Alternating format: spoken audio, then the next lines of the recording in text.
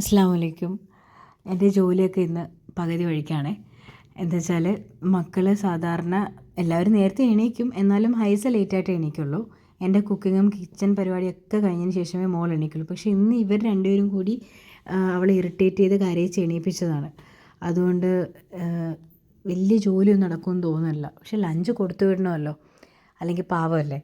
അതുകൊണ്ട് ഞാൻ പെട്ടെന്നൊരു തോരനാക്കാനായിട്ട് ഇച്ചിരി ബീൻസ് ഇരിപ്പുണ്ടായിരുന്നു, ഒരു ക്യാരറ്റ് അതിനെ കുഞ്ഞായിട്ട് അരിഞ്ഞതിന് ശേഷം ഉപ്പൊക്കെ ഇട്ട് കടുക് പൊട്ടിച്ചതിലോട്ട് ചേർത്ത് അങ്ങ് വഴറ്റി എടുത്ത് വെച്ചു. അടച്ചു വെച്ച് കുക്കാക്കുമ്പോൾ നമ്മുടെ ഇച്ചിരി തേങ്ങ ചിരണ്ടിയത്, ഇച്ചിരി ജീരകം, ഇച്ചിരി മഞ്ഞൾപ്പൊടി, രണ്ടല്ലി വെളുത്തുള്ളി, വേണമെങ്കിൽ പച്ചമുളക് ആവാം.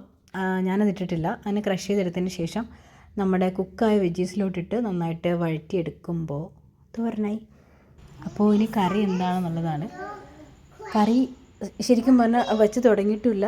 കറി ഇനിയിപ്പോൾ ആക്കാൻ സമയമില്ല, കാരണം സുർജി റെഡിയായി വന്നു കഴിഞ്ഞായിരുന്നു. അപ്പോൾ അവർ എക്വേറിയം കണ്ട് എന്താ അതിൽ കളിച്ചുകൊണ്ടിരിക്കുന്ന സമയത്തിന് ഞാൻ സോയ ഡ്രൈ ഫ്രൈ ആക്കി തിരിപ്പുണ്ടല്ലോ, അതിന് ഞാൻ ഇച്ചിരി വെള്ളമൊക്കെ ഒഴിച്ച് ഇച്ചിരി ലൂസാക്കി കറിയായിട്ട് കൂട്ടാൻ പറ്റുന്ന രീതിയിൽ അതിന് ഇച്ചിരി മേക്കപ്പൊക്കെ ചെയ്ത് സെറ്റാക്കി എടുത്തു. ഈ ഒരു രീതിയിൽ എനിക്ക് കിട്ടി.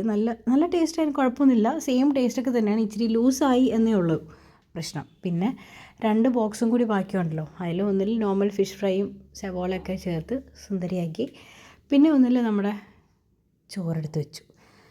ഇത്രയൊക്കെ തന്നെ ധാരാളമാണ്, ഉഷാറാണ്. ചില ദിവസങ്ങളിൽ അങ്ങനെയാണല്ലോ, നമ്മൾ ബാക്കി വെച്ചിരിക്കുന്ന കറിയൊക്കെ നെക്സ്റ്റ് ഡേ നമുക്ക് യൂസ്ഫുൾ ആവാറുണ്ട്. എനിക്ക് അങ്ങനത്തെ ഒരു ദിവസമായിരുന്നു. നമ്മൾ എന്തായിരുന്നാലും കഷ്ടപ്പെട്ട് വെക്കുന്നതല്ലേ, കളയണ്ടല്ലോ. അപ്പോൾ അത്രയേ ഉള്ളൂ. അസ്സലാമു അലൈക്കും.